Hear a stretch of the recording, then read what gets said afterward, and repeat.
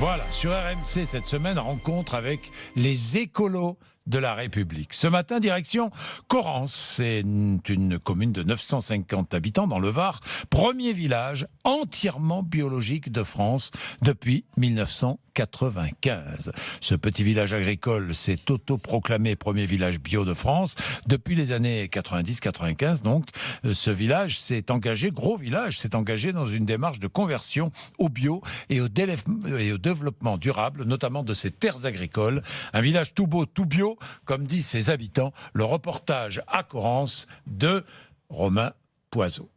Entre les pieds de vigne, des chevaux broutent paisiblement quelques fleurs blanches. Regarde, ça c'est pas bio ça, il y a des coqs faisanes, des faisanes de partout qui courent là-bas. Le bio, c'est la fierté du village. Comme tous ses collègues viticulteurs, Fabien Mistre s'est converti il y a plus de 20 ans. On peut être fier en 20 ans d'être arrivé là. Moi c'est l'image que je donne. On peut le faire. La structure aujourd'hui, puis le bio est devenu un effet de mode, il faut être honnête. Donc ça, il y a 20 ans de ça, on l'aurait jamais cru aujourd'hui que Correns, nous les vignerons, on puisse vivre de notre métier. Quand on voit notre terre, quand on sait, je veux dire, sur ce qu'on fait sur l'environnement, oui, c'est un plus pour nous.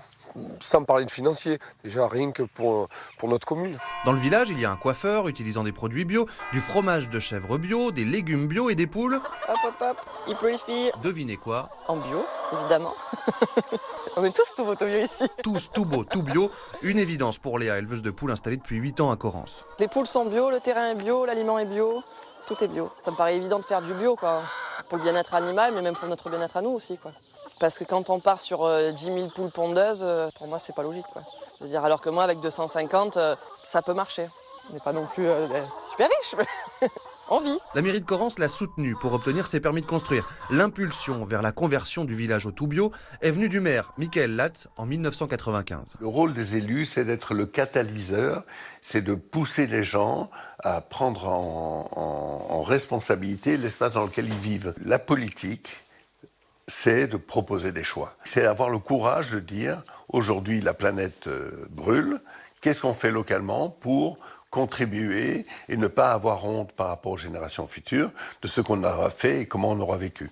On voit bien ici à Correns, les agriculteurs ont commencé, et puis après ça a été l'école, et puis c'était les entreprises, etc. Et la population a envie de participer à cette dynamique-là. Et certains habitants, comme Marie-Lys, sont venus vivre à Correns exclusivement pour le bio. Je suis contente d'y habiter. On a les fromages de chèvre, on a la coiffeuse qui fait du bio.